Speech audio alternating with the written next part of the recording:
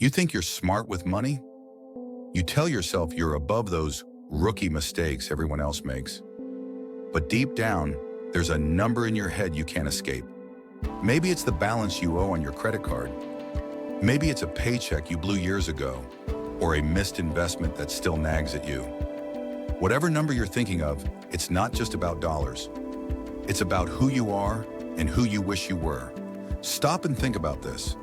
Why do you still carry that shame, that regret, that gnawing sense that you should be farther ahead by now? You act confident. You read all the right books, nod along with all the right podcasts, but you still feel like you're hiding something. Maybe from the world, maybe from yourself. Let me ask you something. When you look at your bank account, do you feel proud?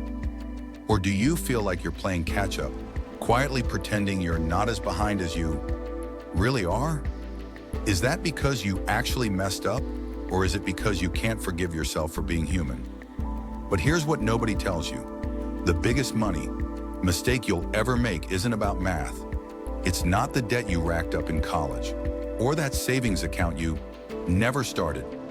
No, it's something much darker.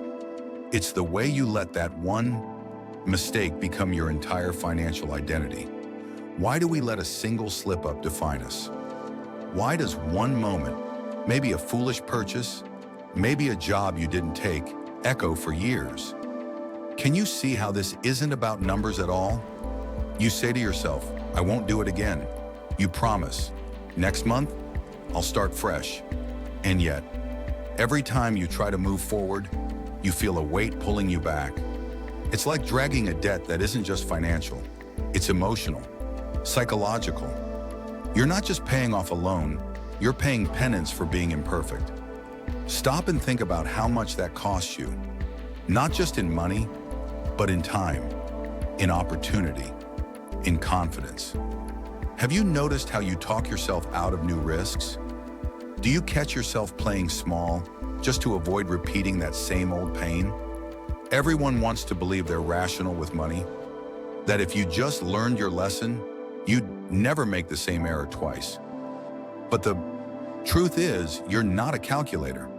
You're a person, messy, regretful, hopeful, afraid, and every dollar you earn, every bill you pay, sits on top of that hidden pile of emotions.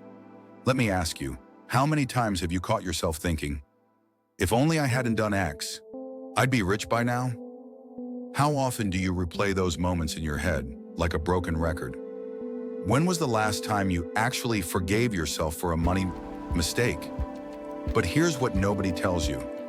The people who build real wealth aren't the ones who never mess up. They're the ones who don't let those mistakes become their story. Rich people, they lose money all the time. They make bets that flop, but they don't tie their entire self-worth to a single bad outcome. You, on the other hand, keep reliving it. You let it fester in the background, shaping every decision, every doubt, every excuse. Why is it so easy to be merciless with yourself, but so quick to believe in other people's second chances? Isn't that strange? Pause and really listen to this. You could have a zero balance tomorrow. You could pay off every cent of debt. And yet, until you stop seeing yourself as the person who screwed up, you'll always feel poor. Even if your net worth climbs, your self-worth stays stuck in the past. Let me ask you something else. Imagine 5 years from now. If you keep dragging that same financial shame with you, how much will it cost? Not just in lost dollars, but lost dreams. Will you take fewer risks? Say no to that new project? Settle for less because people like me don't deserve more? Stop and think about the stories you tell yourself. Are they really true? Or are they just scars you've chosen to keep open? But here's what nobody tells you. You can lose money 1,000 times and still be wealthy if you stop making it mean something about who you are. But if you never let yourself move on, you'll stay broke, even if your bank account says otherwise. You think you're being responsible, punishing yourself for every misstep. But actually, you're just cementing the same old cycle. You're not teaching yourself a lesson. You're building a prison. Every time you say, "I'm just bad with money," you dig the hole a little deeper, and that's the painful truth. The real debt isn't to a bank or a credit card company. It's to the story you keep telling yourself about your worth. You're not stuck because of the money you lost. You're stuck because you think losing money made you unworthy, untrustworthy, somehow less than who you were before. Why do you think some people bounce back and others don't? It's not IQ. It's not financial literacy. It's how quickly you can forgive yourself, cut the cord, and move forward. Can you do that? Or are you still dragging old failures like a badge of shame? Let me ask you, if your best friend made the same mistake, would you treat them the way you treat yourself? Would you remind them every day of their worst moment? Or would you say, "That was just one chapter, turn the page"? But here's what nobody tells you over and over. The only mistake that will truly cost you is letting your past define your future. The more you rehearse your regrets, the more you make them real. This isn't positive thinking, it's physics.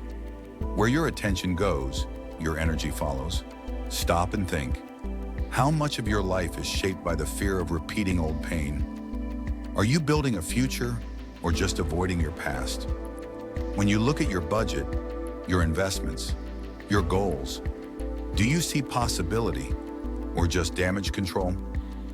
Here's the realization that changes everything. Wealth begins the moment you stop tying your self-worth to your net worth. The story you tell yourself about money is the ceiling on your abundance. If you keep rereading the chapter about your worst mistake, you never get to finish the book.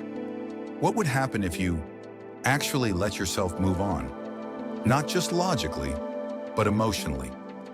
What if you decided today that one bad choice doesn't equal a lifetime sentence? Imagine how you'd act if you truly believed your next decision could be better than your last. Imagine how much lighter you'd feel if you put down that old shame, even for a day. Would you take more risks? Would you finally invest in yourself? Would you trust yourself to try again? That's the real implication. Until you break up with your old financial identity, you'll never become the person you want to be. Not because you can't earn more, but because you won't let yourself keep it. Every dollar you save, every raise you get, every windfall, it'll all disappear if you still see yourself as the person who always messes up. So what do you do with this truth? You stop punishing yourself for being human. You stop making your past the blueprint for your future. You let go, not because you're perfect, but because you deserve a story where you're allowed to grow. If this changed how you think about money, subscribe to Mind Over Money right now, because understanding your financial psychology is how wealth actually starts. Hit that like button if you're ready to think differently.